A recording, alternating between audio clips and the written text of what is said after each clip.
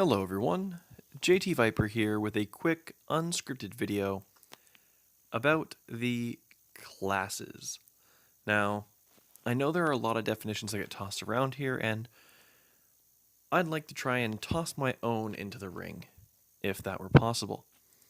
Now, I suppose that the definitions I'm going to use are not entirely my own, but they seem to make more sense to me than any arbitrary range of figures involved with annual salary or earnings. And of course, for classes, I'm talking about the upper, middle, and lower class. The structure that we all tend to, we all identify with, but maybe don't understand to the extent that we could. Now, I've seen it defined, the upper, middle, and lower class structure, as being within different income brackets. Thing is, I don't think that's necessarily the best way to go about defining it, based on what I've seen, heard, and read. Because, of course, how you get there is, to me, just as important, if not more important, than the end number on your T4 slip at the end of the year. Or maybe you're self-employed and don't have a T4 exactly, or you get dividends. Not the point. Again, this is a bit of an unscripted rant here, so I do apologize. Just kind of a musings video. But here's the way that I have come to understand the upper, middle, and lower class ranges. The upper class could also be accurately defined as the financial class. These are the individuals in society who are able to leverage money to make more money. People like, well, anyone who's basically living off of just their investments and, of course, developing as a person that way. It shouldn't be confused with old people. I don't know, I could have gone with elderly, probably a bit of a softer touch, but pensioners, if you will, people who have a set investment or living off of it. Not quite the same.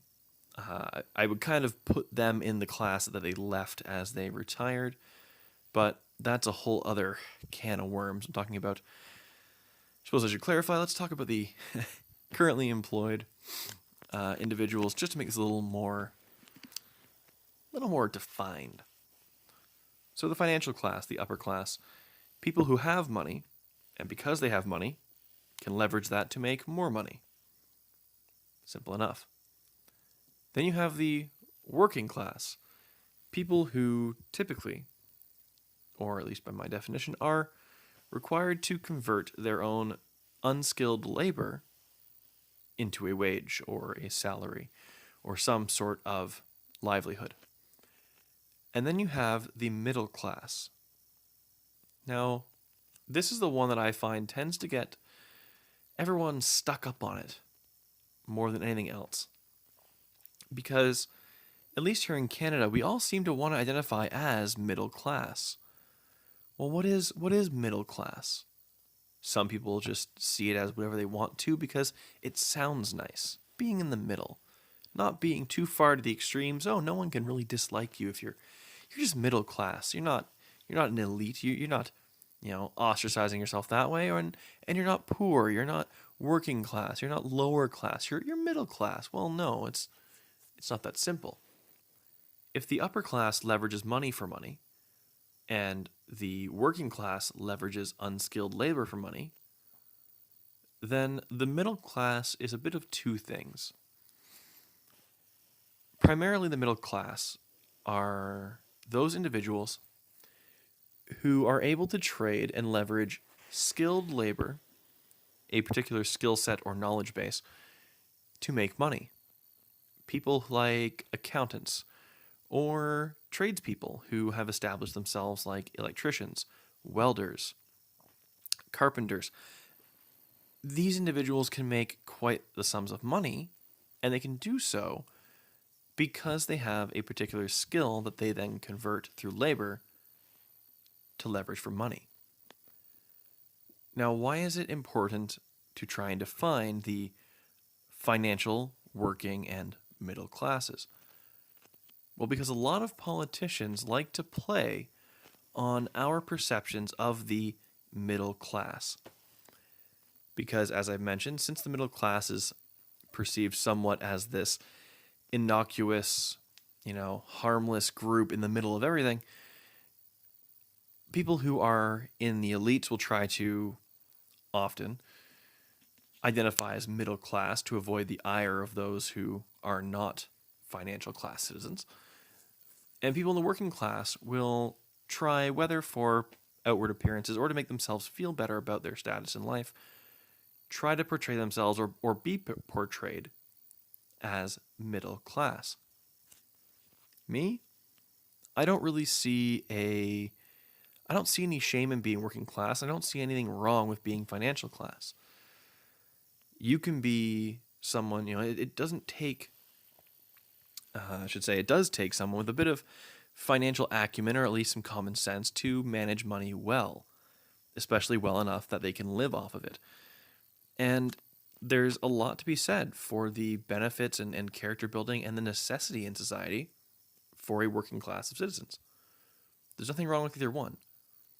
Personally, though, I do aim to be middle class.